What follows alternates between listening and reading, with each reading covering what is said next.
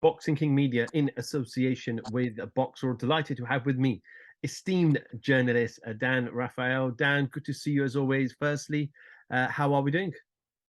Everything is great. I mean, I don't know about you, but as a very long time boxing fan, I'm looking at next week as one of the great weeks in modern boxing history because we've got Stephen Fulton against Inoue on Tuesday, and then on Wednesday I'm getting out of Dodge and going to Las Vegas for the fight, the big one on Saturday between Terrence Crawford and Errol Spence. So that's a pretty good week. So I'm excited about all that stuff coming up. We will touch on Terence Crawford and Errol Spence shortly, but I am seeing a lot of hashtags on Twitter. Do not stream this fight. Pay for this fight. Yeah, I mean, listen, I mean, I've been watching pay-per-view boxing from the beginning of pay-per-view in the, in the like the late '80s, I guess, or early '90s, and I've never endorsed people skilling the signal. I mean, it's, I mean, I get that people do it. It's not my thing. It's outright theft. I mean, I buy the pay-per-views. First of all, I like to watch them in good quality and not on a scratchy little thing, whatever. But even still, you know, uh, I just try to do what's right. And Errol Spence has made the point, understandably, when he's talked about some of this stuff. I haven't really heard so much from Crawford, but Spence specifically made the point. He's absolutely right. If you steal the signal, you're taking money out of the fighter's pocket. I don't think people care about the promoter necessarily, but which it still doesn't make it right. But you're taking money from the fighter, and they're the ones in there taking the punches. So I support the fighters, and I buy. And by the way, I don't have a fancy expense account anymore at ESPN, so I still pay for it in my own pocket, no problem. I can afford it, and I'm happy to do it. Absolutely. We'll come back to that a bit later on, Dan. I just want to touch on obviously the heavyweight division, the division that kind of everyone looks up to have those big major fights, those big major nights. Frank Warren said it was a game changer. Tyson Fury versus Francis and Ngannou. Is it a game changer for you? No, it's not a game changer. It's not really a game changer for anybody. The one person is a game changer is for Francis Ngannou because he's going to make more money against Tyson Fury in one night than he's made in his entire UFC career. If you take every one of his purses combined for his entire time he's been involved in mixed martial arts, which is an indictment on the horrible pay structure of the UFC, number one, and also the fact that he can come over into a sport that he's never participated in before, but because he's a great fighter in his own sport, he can fight the heavyweight champion. And there will be a lot of people that will be interested to purchase it and to go there and watch it, and it will generate a lot of money. And I can't quarrel with him making that money, and I don't quarrel with Tyson Fury making that money either. But to suggest that it's a game changer is a joke. To suggest, as the press release has announced, that this is somehow going to define who is the baddest man on the planet is a farce, because you can't have a contest between two athletes to determine the baddest man on the planet when they both are in different sports, but they're fighting in one guy's sport, not the other's. If this was a fight for the baddest man on the planet in boxing, obviously Tyson Fury is probably going to win and probably do so pretty handily. And likewise, if they were declaring this for the baddest man on the planet certification, if you will, and they were doing it inside the cage, you'd have to favor Francis Ngannou to do it in a big time manner. So, I get the hype. I mean, it's not my first rodeo. I've seen, things hyped beyond recognition that make you want to throw up sometimes. So, but I don't have a quarrel with Frank. Frank's doing his job. He's a promoter. What do you expect him to do? Say he's got a shitty event? No, he's going to tell you it's a game changer. And so he can think that, but that doesn't mean we have to be lemmings and jump off the cliff with him. Dan, from the UFC perspective, I've got a lot of friends who are journalists and friends who are hardcore UFC fans are extremely happy for Francis for getting this payday. Do you understand the frustration though from the opposite side, from the boxing fans, where they want Tyson Fury to have those big fights? And I'm not choosing sides. I'm not saying he didn't want to fight Usyk or Joshua, but can you understand the frustration from fans? Absolutely. And like you said, I totally appreciate the fact that Francis Ngannou is going to make all that money because, and I'm not like a big UFC fan. I don't follow regularly, but I'm certainly familiar with Ngannou. He was the heavyweight champion of the UFC, and I have watched him in some interviews. I saw some of his comments that he made, in the process of leaving his contract with UFC prior to this fight with Tyson Fury being made, and hearing him talk about, his own background, his own struggles, etc. So he's a very likable guy. I'll say that. He seems, very endearing kind of quality to him. So, how do you not be happy for that guy? But in terms of Tyson Fury, it just feels like he's sort of taken the path of least resistance. I mean, he could have made the fight with Usyk. The fight was done. The terms for the rematch, in my opinion, were very unfair towards Usyk, and I understand his frustration. Usyk was like, screw you, because if we give you this, you're going to now ask for something else. It's just a slippery slope. It felt like there was never going to be enough to get Fury to say yes and finally get it signed. And so I understand why Usyk walked from that fight. So, you know, I think that Fury would have fought Usyk, but only if he could have every single thing his own way. And that's not a negotiation. A negotiation is, somebody may ultimately be declared so-called winner of the negotiation, but both sides got to give something. And Usyk was getting absolutely nothing. So, I get that. And, then he wanted to talk about, I'm going to go on social media, make videos for all these different guys I want to fight. He talked about Joshua very prominently. As Anthony Joshua said to me at one point, he laughed when I asked him about it. He says, he gave me like 5 minutes to make the deal. And no one's going to push Anthony Joshua around. He's just as big of a star as Tyson Fury, even if he was no longer, a guy with heavyweight title belts and that sort of thing. It was still a huge, huge fight, and so Fury's taken the path of least resistance. I mean, he fought a real fight on paper against Dillian White last year. Okay, and that was good. That was a big event. It filled up Wembley Stadium. People wanted to see that fight. He hasn't done anything since then, though. He came back. He threw his buddy a payday, Derek Chisora, to give him the beating of a lifetime in a totally unnecessary fight. And he made a lot of promises. I'm going to fight Usyk. I'm going to fight Joshua. He talked about fighting maybe Andy Ruiz, which would have been fine. And in the end, he winds up with Francis Ngannou, who was a guy who was a great athlete in his sport, but's never boxed before in his life. So, I've said this many times, Raza. I'm not mad at the fight. I'm just disappointed in the fight, frankly.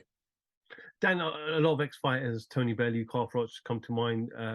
Both had comments to say about this particular fight, and other recent fighters as well. But ultimately, when you're looking at a sum of $40 million is what it's believed to be around, no fighter is going to say no to that. A relatively easy fight. I've always felt like if you can go make the money, that's fine. But the way that Fury went about it by teasing us with all these big fights and mentioning everybody under the sun and then not doing any of them to take this fight, it's disappointing because it's only going to be one fight for Fury this year. He's never going to get this year back. He gave up the spring opportunity against Usyk. By the way, he could have fought Usyk if he had beaten Usyk. There's no guarantee there would have been a rematch, but the Ngannou fight would have still been there at some point because Ngannou was not going to turn pro against anybody. He still wanted to fight a big name, so Fury could have still happened. It just wouldn't have maybe been this October, so maybe it would have been early next year, a few months down the road. He still could have done both of them and made those events and made that money. It's just disappointing. Like I said, I've heard people say, you should boycott the fight. You should, write bad about the fight. I'm like, I'm not going to do that. I'm going to watch the fight. I'm going to buy the fight because I'm a boxing writer. What else am I going to do? But I'm just disappointed by it. That's all, because, the promises that Fury made about certain fights did not come to pass. And so this is what we have. And it's not Mayweather McGregor either. I mean, Mayweather McGregor was the first kind of crossover fight at this level of big time names and big time stars. But the thing was, when Floyd and McGregor fought, number one, there was a lot more interest, I believe, publicly. Like, this fight will do okay, fine, but I don't think it's going to come anywhere close to the kind of crazy numbers that Floyd and Conor did. They were the all-time biggest fight in the history of boxing, or in combat sports, frankly, other than when Floyd fought Pacquiao. It did, at least in the United States anyway, over 4 million pay-per-view buys, second biggest gate of all time.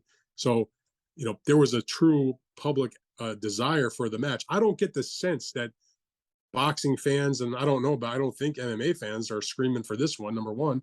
And number two, when Floyd and Conor fought, Floyd was coming out of a 2-year retirement. He said he was coming back for one night only to do this crossover fight. He did it. When he came back, he wasn't coming back because there was some other big mega fight that people wanted to see. In the case of Tyson Fury, he's an in his prime sort of heavyweight champion who is holding up big fights by having this happen, because we're not getting the Usyk fight. We're not getting the Joshua fight. We're not getting any of the other contenders. I mean, he could have fought other contenders. He could have fought Filip Hrgovic. He could have fought Zhang Zhilei, or waited for the winner of him and Joyce. He could have fought, any of the other top contenders. He could have maybe tried to make, I know Andy Ruiz was a little outlandish maybe with his asking price. But the point I'm making is there is other heavyweight contenders out there worthy of fighting for the heavyweight title. And so he's going to go through 2023 with just one fight. And so again, I don't hate the Ngannou fight. I'm not going to bitch and moan about it. other than to say I'm just disappointed as a fan that this is the only time we're going to see Fury in the ring in 2023. Everyone's also talking about Anthony Joshua versus Deontay Wilder in Saudi Arabia. Everyone thought Anthony Joshua may not fight until he fights Wilder. That's what he put out on his social media platforms. It looks like it is Dylan White for Anthony Joshua next. In terms of Deontay Wilder, Dan, what can you tell us in terms of this Ruiz fight? Are the WBC going to order purse bids? I mean, they may, but it won't really make a difference because, I think that's something that some people don't necessarily quite understand entirely. So certainly the organization will follow their, what their plans are. They'll order fights, but by the same token, the boxers have no obligation to follow through with that fight. No one's going to, just because the WBC says to Team Ruiz and Team Wilder, you're ordered to fight and here's the deadline, here are the particulars. I mean, I'm not going to say they're going to be rude about it, give them the finger or anything, but they don't have to follow through. They can decline that. And I don't think that Andy Ruiz against Deontay Wilder is going to happen. Now, I guess it's possible, because the Wilder team will sit back and watch what takes place between White and Joshua. They're a little nervous. I talked to Shelley Finkel actually just the other night to see what their thoughts were about Joshua taking this fight, because they're far down the road in making their deal with a skills challenge in Saudi Arabia about doing the fight with Wilder. And between Wilder and Anthony Joshua. So my understanding from what Shelley was saying, and I've heard Eddie Hearn say similar things, is each side is going to make their own deal with the promoter in Saudi Arabia. It's not like each of them are making it combined together. They'll get what they can get and don't worry about the other guy's money and their deal, and they'll just make their own situation. So they know that Anthony Joshua has to win because Eddie Hearn has been on record multiple times saying that the Saudis preferred for AJ not to fight. And that, by the way, if he loses, there is no big fight against Deontay Wilder, at least on our money in Saudi Arabia. The other thing that Shelley Finkel mentioned to me, that even though this was sort of earmarked for the December timeframe, that his viewpoint from his conversation with them is that he felt like this was actually going to be more a January fight after the Christmas holiday, which really wouldn't be a big deal, I guess, in Saudi Arabia, where the local people there are predominantly not celebrating Christmas. But the market that's going to be spending the money on pay-per-views in places like the United States or in the UK, obviously, plenty of people are around the Christmas season where they've spent money on gifts, and the last thing on their mind may be to spend another, whatever it is, $80 or so on a pay-per-view fight. So he felt like it was going to probably slip into January. But the first thing first is that AJ's got to win the fight. I mean, I'm not sure if you've seen any of his comments that he's made recently, particularly about Robert Garcia, about how much he almost practically said, I'm paraphrasing here, that he didn't learn anything from Robert Garcia. He was going into the gym and doing things kind of his way and just ticking along. He also spoke about Rob McCracken for the first time as well, which people thought was maybe a little bit harsh. And I quote directly what he said. He said that Rob McCracken's a really good coach. The only thing I'd say is look at Carl Froch's nose. He just didn't teach me defense. Rob was too committed to the Olympic team, not pros. I give Rob my best years now. I've got to dig deep to get them back. Are you surprised that he's, and I understand some of the comments about Carl Froch, because Carl Froch has said stuff about Joshua over the years, but were you surprised about his comments about Garcia and then obviously Rob McCracken now as well? I was a little surprised by that. Yeah, I saw both of those, both of them, and it was surprising. Number one, if you can't learn something from Robert Garcia, that's on you, not on him. I mean, listen, every coach is different in the way that they go about conducting their business. But I've been covering Robert Garcia his entire career as a trainer, and you don't find other boxers say anything bad about it. Now, certainly there's fighters that they may not mesh, it may not be their style, but I don't think it's fair to say he's not a high class, high level trainer. Probably going to be in the Hall of Fame someday. Has worked with any number of champions, and he's done something that when I look at trainers, is sort of one of the things you use to assess that trainer. Couple things: can you take a guy from the amateurs into the pros from 0-0 and help get him to a world title? He's done that. Can you come in and pick up the slack after maybe a fighter's been a made guy but decides to switch trainers and help turn him around a little bit? Well, he's done that also. So those are two big things. Comes from a boxing family, was a world champion in his own right, trained his brother who was a multi-division world champion.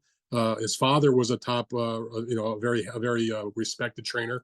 When he was training his son, Robert, they had worked with Fernando Vargas and plenty of other top fighters. So to say that you were just wasting your time with Robert Garcia and you weren't learning anything, to me, that speaks to you maybe not asking questions. I mean, yes, a teacher has to help, has to give their ideas over to the student. but it's also incumbent on the student to sometimes ask questions. If something was happening in the gym that either he didn't like or he didn't understand or he just wasn't on the same page with, there's nothing wrong with asking the question. And even if that was the case, why slag him afterwards? You already fired him. Well, that's the ultimate right there. So I don't see why they're going to revisit the history. And by the way, I say all this as somebody that likes Anthony Joshua very much on a personal level. I think Anthony's a good guy. So, but I guess he's been a little frustrated. Things maybe haven't gone the way he's want to see them over the last few years. And to say those things about Rob, who is the most loyal guy in the history of the world to Anthony Joshua, I felt like always had his best interest at heart. Yeah, of course he was working with the British Olympic team also. But Anthony never really seemed to have a trouble or a problem with it at the time. That's now ancient history that you've not been with him. So why bring up, why open up old wounds? It sort of seemed out of character to me, to be honest with you, in terms of Anthony bringing those things up. Uh, you had a tremendous trainer in Rob McCracken for a long time, from the amateurs to your world championship. You had one fight together with Robert Garcia, who, in my opinion, and I'm not like on an island here, is one of the best trainers in boxing. And now you're with another great trainer in Derek James, who's got the stable and the accomplishments to prove that. Also, the reigning trainer of the year is going into the big mega fight with Errol Spence coming up, and has another. Had just had Frank Martin get a big win the other night. Had Ryan Garcia come to him in the wake of the loss to Tank Davis. He's going to be dealing with Jermell Charlo as he goes into the fight against Canelo Alvarez. So another highly respected trainer. I would say Joshua's had the benefit of three great trainers to work with and to learn from. And if he felt like he didn't learn from Rob McCracken enough on defense, or from Robert Garcia in their short time together, part of that is on him. Let's move on to some of the rulings that we came to know, I think, over the last 24, 48 hours with WBC. Does Haney take on Shakur Stevenson as mandated, or do you think he goes up to super lightweight with potentially Prograis fight down the line?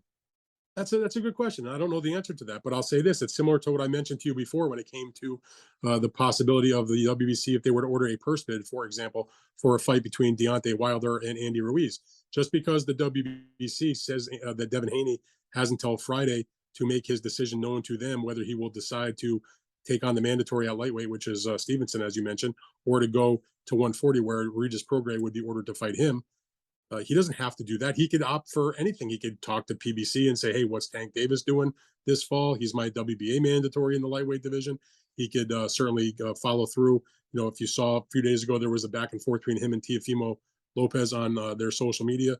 He could certainly go to 140 and immediately get a chance to fight against Teofimo Lopez. So he has a lot of options. The WBC would like him, obviously, to stay with the WBC. But just because they gave him those two options, which is either Shakur or Regis, doesn't necessarily mean he's going to take either one of them. So I think there are other possibilities for him. Obviously, he could also just let the deadline pass and not even respond, in which case that would put the ball in the court of the WBC, and they would have to make the move to strip him of the title, or to maybe just order the lightweight mandatory, which would eat up more of the clock and give him a chance to take a little bit longer to see what he wants to do. It's the main thing is, if you're Devin Haney, when you're trying to figure out what your next move is in terms of who you're going to fight, you have a lot of options. He's the champ right now. He's number one at lightweight. He's a free agent in terms of his promotion and his broadcaster. So, he has the opportunity to go back and talk to Top Rank who'd like to return his services. They've got plenty of guys that he could fight at lightweight or at junior welterweight. He could go to Matchroom, where he had a good run with them. And, he only left Eddie because there was the opportunity to fight Teofimo for or rather to fight Kambosos, I should say, for the undisputed title. So they had a good relationship, and now Eddie is interested in having him back, and they can make a Regis Prograis fight. That's a pretty big fight also. Or he could go talk to anybody else, PBC or whoever else is out there. So, I don't think Devin Haney is going to be forced by the WBC just because they say so to do what they want him to do by Friday. The ball is in his court, not their court. Dan, how do you see this Conor Benn saga kind of unfolding? Eddie's talked about. Are we still talking about Conor Benn? Unfortunately, Dan, we are. But Eddie said in his interviews last week from America that we should know sometime this week, and he feels like the ruling's been made, but he's not aware of the ruling. But how do you think it unfolds? I mean, at this point, I don't really give a shit because, just being honest about it, Conor has never faced the music in a real way. I mean, yes, he hasn't fought for a while, so that's certainly impacted him. But I've still never seen the true transparency.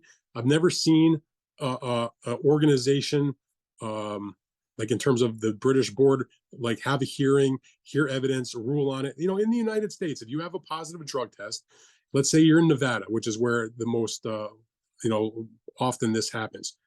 They schedule it on the agenda. They will maybe talk behind closed doors, figure out, a whatever the outcome is going to be. They'll bring it before the commission. They'll ask their questions. They'll go through it. The lawyers are there. They'll go through the whole process, and there's a ruling.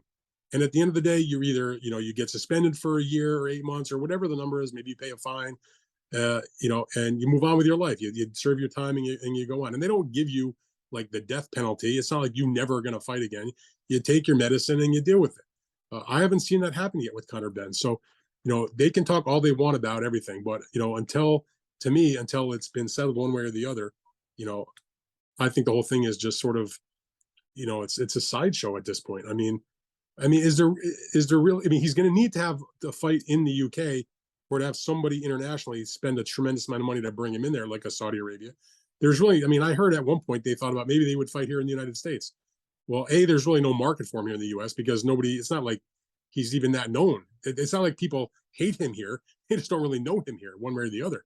And also, the folks at the Association of Boxing Commissions had recommended to their members to not license him because of his fact that, they honor suspensions and revocations and those types of punishments in other jurisdictions. So if he is not licensed by the British board, they're not going to usurp that and license him the same way they would hope that the British board, if there was a boxer here in America that was serving some type of suspension, didn't want to just run around the US rules and say, you know what, screw it, I'm going to go to Britain and get my license there. I'm pretty sure the British board would have that conversation with the regulators here and they wouldn't license him. So, I don't know what the outcome is going to be, but whatever it is, I'd like to see there be some transparency and let's hear what actually happened. And I don't want to hear about eggs. Dan, we'll end on what we started on. Are we in for a absolute classic in just over a week's time between obviously this huge fight, Errol Spence and Terence Crawford? I mean, I sure hope so. I mean, I look at fights on, we all look at these fights, how they may unfold on paper. Obviously, you never know what's going to happen. But I am hard pressed to think of a fight that I've covered in a long time where I can truly see it being just an absolute dogfight from start to finish at a high level with, good fighting, but good skills. Both guys have good defense. Every single attribute you would look for in a boxer, they all have above average in that aspect, whether it's speed, power, experience, amateur pedigree, their teams, their corners, their mentality, their resumes, whatever one you want to pick, they all have it. So I find myself thinking to myself, okay, if all things are equal, what's it come down to?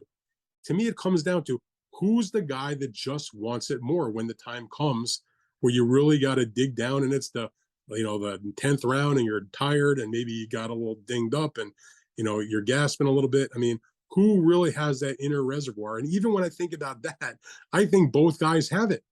So to me, this is as good of a match as you can see on paper.